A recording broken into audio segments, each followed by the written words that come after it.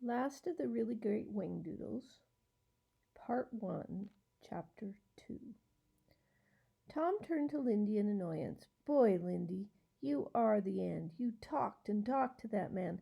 I don't think we should have encouraged him. He seemed like as nutty as a fruitcake. Oh, I like him, Lindy said defensively.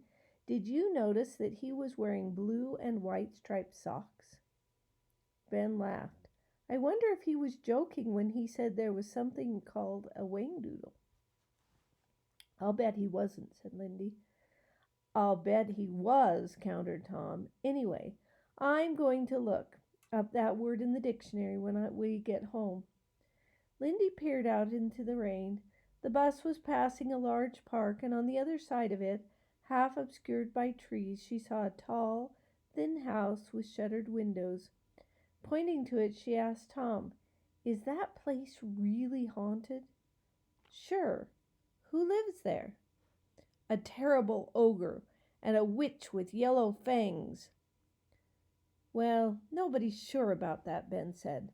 But most people stay away from there, Lindy, especially on Halloween. Well, it wouldn't scare me, she declared. I don't believe in ogres, just fairies. You mean you wouldn't be scared to go up and knock on the front door? Tom asked. Not at all. I bet you would. I wouldn't. Lindy raised her chin defiantly. Well, I'll make you a bet. I bet you 5 cents that you won't go and knock on the front door of the stone house on Tuesday night, said Tom. Pooh, that's not a good bet, Lindy hedged. Then I'll make it 25 cents. The little girl hesitated. She wanted more than anything to join her brothers this year for Halloween, but she wasn't at all sure she'd have the courage to do what Tom had suggested. Besides which, 25 cents represented her week's allowance. You see, you're scared, said Tom triumphantly. No, I'm not, she declared loudly. It's a bet. Stop it, you two. You're both being stupid, Ben said. Don't look at me. She's the one who started it. If she's too scared to do it, then why doesn't she say so? I'm not too scared. Okay, Ben threw up his hands in disgust. But remember, Mom will probably make the final decision about it all anyway. The subject came up again that night at dinner. Lindy, what would you like to do about trick-or-treating this Halloween? Mrs. Potter asked. Lindy looked at her brothers. Tom stopped eating and watched her intently across the table. I was wondering if I could go with Tom and Ben. Mrs. Potter looked at her sons. What do you think, boys? Well, I don't know, replied Ben.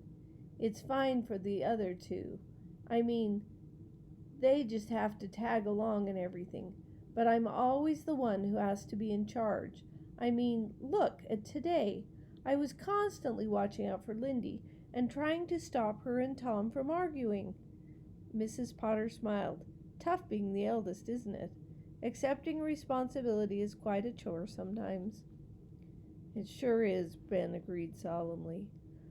But that's part of growing up, I'm afraid. Part of being 13 years old. Ben considered this. Lindy held her breath. I guess I don't really mind all that much, Ben said finally. I think that's very nice. Mrs. Potter seemed quite pleased.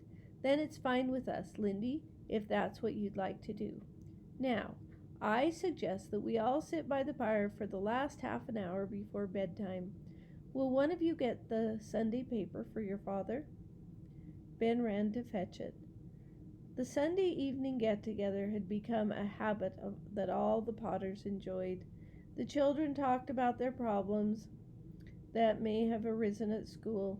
Holiday plans were discussed, and everyone was encouraged to exchange ideas. The children arranged themselves comfortably. Mrs. Potter took up her knitting, and Mr. Potter lit his pipe. settled back in his favorite chair, and opened the Bramblewood Sunday Courier. My word, Frida, look at this. What, dear? Professor Savant has been awarded the Nobel Prize. How nice. Who's Professor Savant? Tom asked. Tom wanted to know. Head of the biology research department at the university, Mr. Potter explained. What did he get the Nobel Prize for? Ben asked. According to this, for his work in genetics, said Mrs. Potter. I don't even know what a Nobel Prize is, Lindy sounded bewildered. Mr. Potter looked over his glasses at his eldest son. Can you tell her, Ben? Ben thought for a moment. I think, he said slowly, that it's a prize given every year to people who have done something really great, like in chemistry or writing or medicine. Something like that. Very good, said Mrs. Potter. It's also given for achievement in physics and physiology, and very importantly, for the promotion of peace. Mrs. Potter interrupted her husband. I really think you should write to the professor, dear. Just a small letter of congratulations. It's really so wonderful for the university. Which reminds me, she turned to the children. Would you all start thinking about doing a card or a letter to Grandma? You know, she's not doing very well. It would mean so much to her to hear from all of you. Lindy, perhaps you could make one of your special cards. Okay. Tell us about the zoo today, said Mrs. Potter. We met the funniest little man there, Lindy said, suddenly remembered. He told us about an animal called a Whangdoodle. Have you ever heard of it, Daddy? A Whangdoodle? No, I can't say as I have. What is it?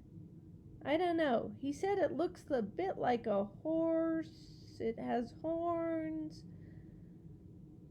I don't think there is such an animal, said Tom. I told him so.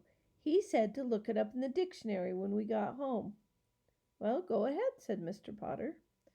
Tom ran into his father's study and took from the shelf a large, heavy black dictionary that had obviously seen a great deal of use.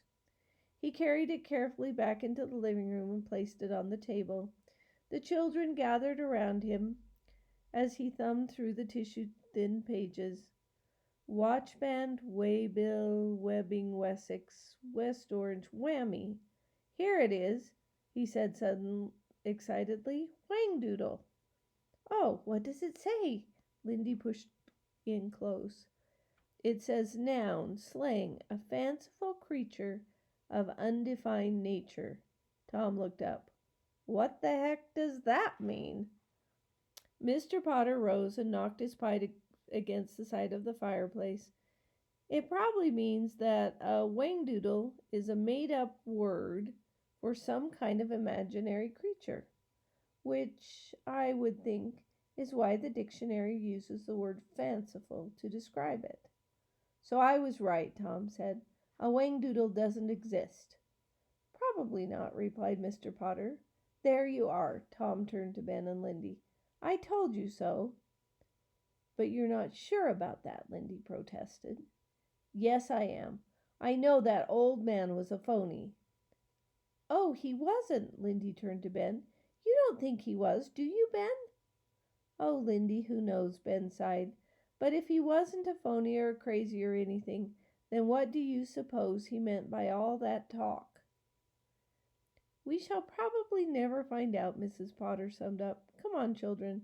It's time to get in bed.